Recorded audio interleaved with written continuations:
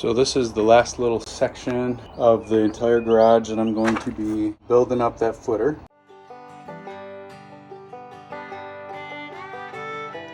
Starting to dig it out, and then if you look right here where this red line is, that's about where the new footer is going to come up to. We'll cut all these out. You got to cut it up a little bit above here so you can reach the trowel in here. We're going to cut all these out, probably about to here, all around. Clean it up real good, add some rebar, build the forms around it, fill it with concrete. Here's the other side. So a long time ago, I put this metal tin stuff in here. It's like for roofing or something. And that was an attempt to try to keep some of that water from going inside. It is definitely a Band-Aid. And that was way before I thought I would ever do something like this. I thought I'd have to hire someone to build these footers or to tear the entire garage down and rebuild it. But here we are today. The ground is pretty hard, so there's a lot of stone and rock in there, so I'm gonna be jabbing at it for a little bit. I'm excited that this is the last part. This is huge because this footer was a thorn in my side. The issue with the footer sinking in the back, especially in the back of the garage, is taken care of. And then I can build the rest of the garage accordingly.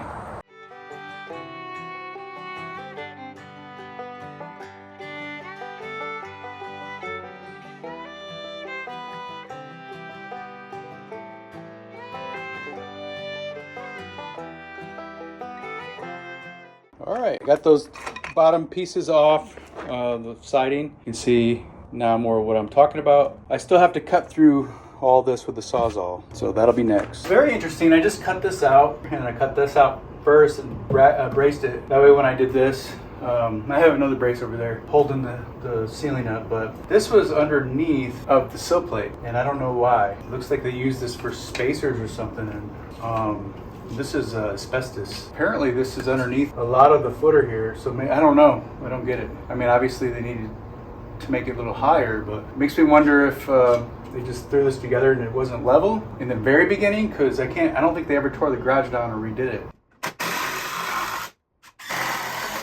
So that's how I do it. All the other parts, I had braces on these walls to keep them from buckling, I have a brace behind right here holding up this wall because this is bolted into that. A lot of things holding it up right now. So I'm not as worried over here, but I'm still adding these for just in case. I'm gonna cut these two away and then it's ready to clean up.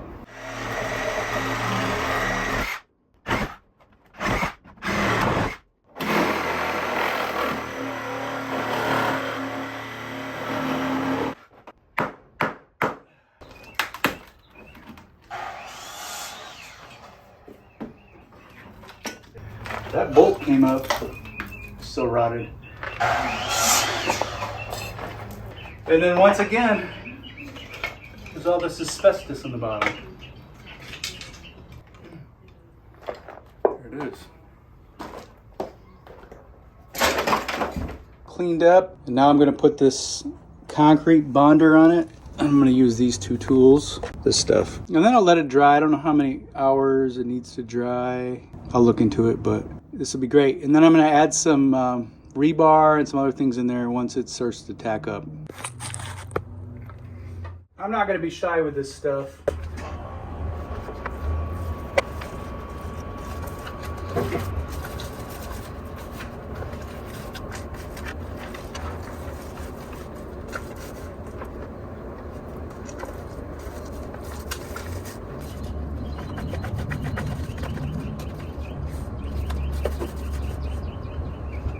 And then I'm gonna go around the other side and do it, and then let that set up for a while. And then I can put the forms in place, finish it with concrete. Once that dries, it'll be clear.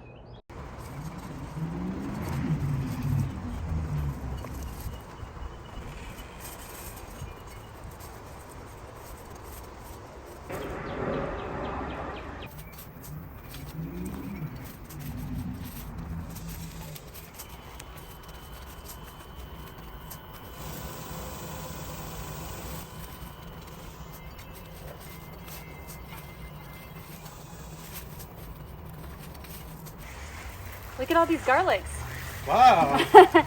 I had to get them all up. No, I can smell it. I can too. Oh, They're nice. smaller than I would like, but it's my Does that first mean one. they need to grow more? No, they're done. Okay.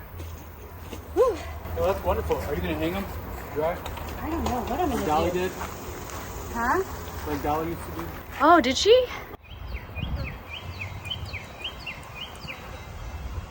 These are Tapcon concrete anchor screws. Putting some of these in here to give it something extra to grab onto. And then we got some rebar I'm gonna put in here too. We're getting ready to pour the concrete here. We got a couple pieces of rebar. We'll secure those next.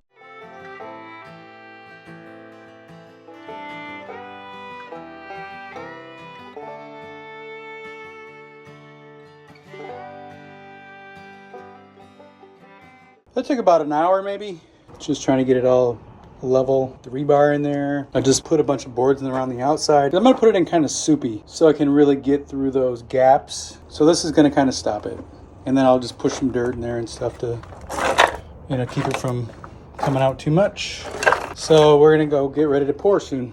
Okay, it's almost 8 o'clock and I just finished this. I had to run and get another bag, so I was one bag short. Yeah, it was one bag short, so I had to run back to Home Depot and get one more bag of concrete. Happy with it. I just kind of rinsed down all this here because I got to be able to find the screws to unscrew them so I could pull the wood back off later. So I'm gonna let that set, and I think we're gonna call it a day. Victory, great day.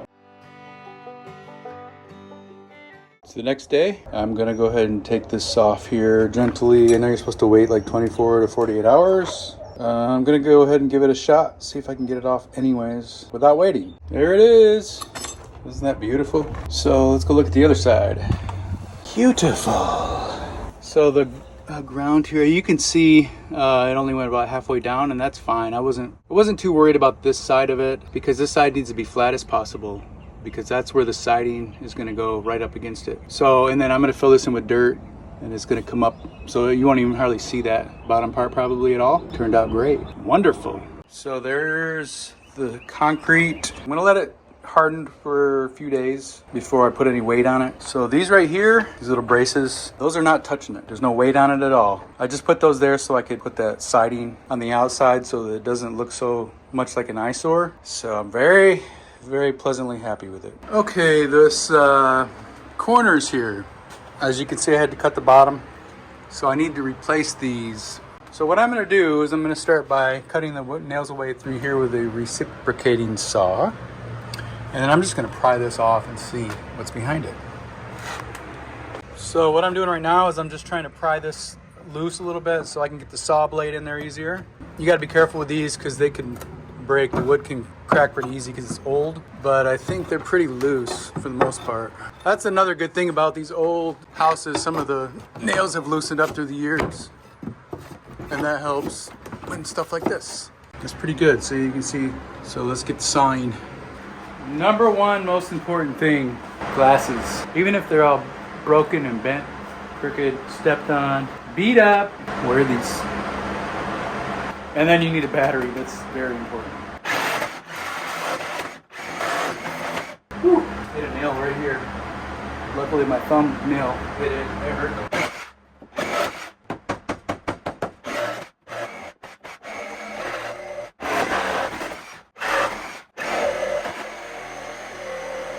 I think it's just some small nails, but they were kind of far to reach, so I'm going to use this.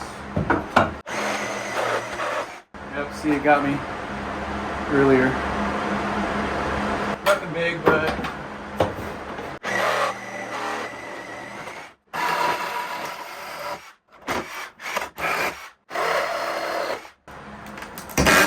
at that, huh? This is old wood. 1930s to 40s. We know for sure the house is from the 30s and the garage was built after, so it very well could have been still in the 30s when it was built. The garage, an addition, or 40s, but we know for sure at least this is from the 1940s. Heavy piece of wood, piece of pine. Took the crowbar in here and pried these apart so I can see the nails, and I'm just gonna go down.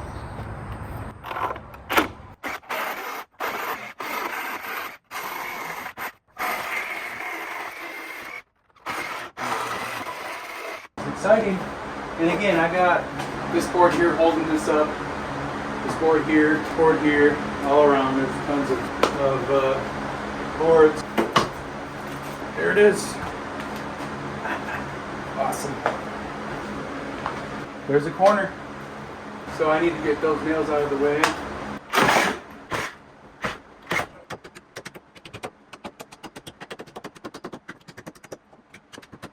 Here I have a multi-tool. I got an old bit, but I just got one off. These bits are important to get the good ones, I've noticed. Because those cheaper ones, they don't last long with nails.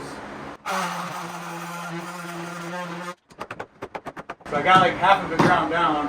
And then I can break it. There we go. One more. Okay. Now let's get some boards cut and put up in there.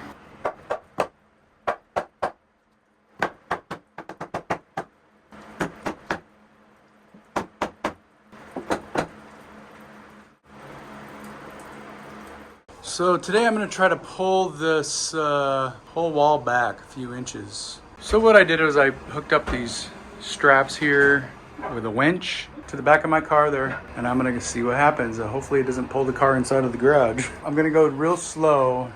I love this laser. This thing is so good to have. So I'm going to keep an eye on the bottom of that to see, because I want this to be all the way up. I don't know. I might have to just compromise and meet in the middle somewhere.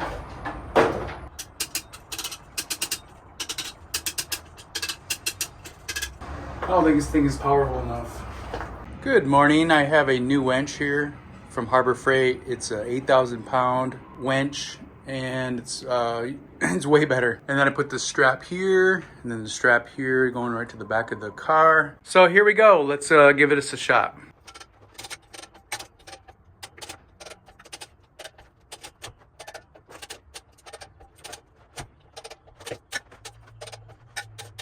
I don't know if you can see from here, but there's a little red line over there. That's what I'm trying to gauge if it's moving. It looks like it is moving. Let's keep going. I feel much safer with a bigger winch like this. You can hear the whole thing.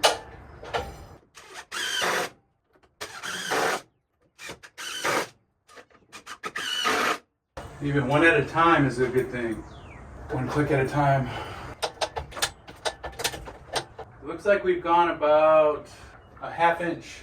All right, I am extremely happy right now. That is almost even. I can't believe it. It was like inches off the other day, so I could go just a hair more, but that is awesome. Maybe 1 or 2 more clicks.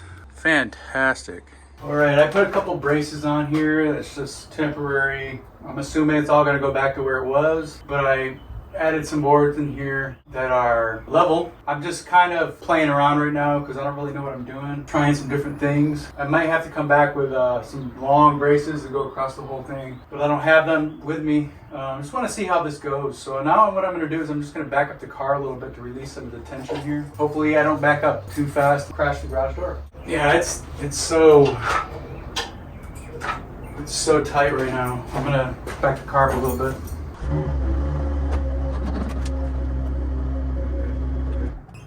That is cool. Okay, I'm gonna check now.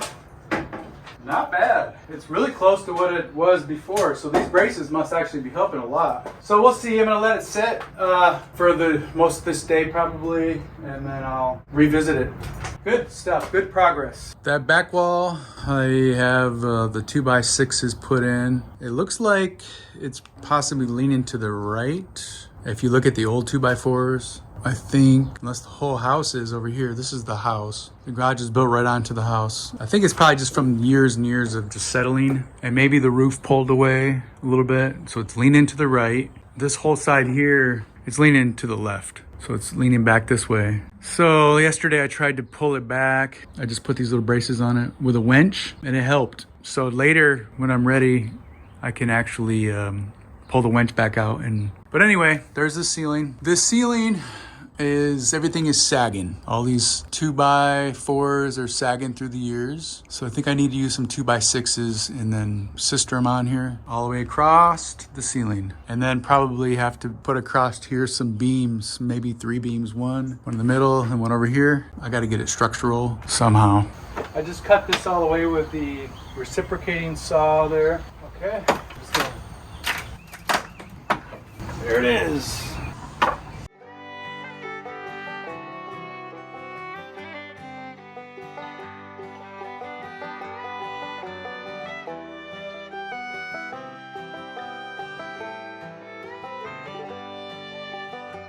All right, a little update. I am daily facing situations I've never faced, so I'm learning a lot. All these sill plates that I put around here, they just are a touch out further than where the wall originally was. So I've got to figure out if I'm gonna remove all this stuff and push the wall in a little bit tighter.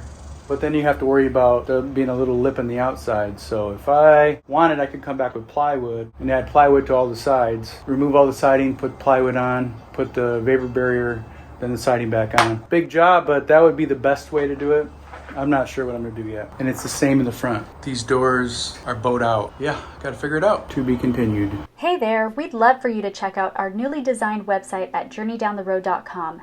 You can easily search for whatever category or topic you're interested in and read more about our little pine cottage. Get the inside scoop about our story and how we've lived simply in small spaces and how you can too. See how we've also built a handmade home with reclaimed and salvaged materials. Thanks for joining us on this journey.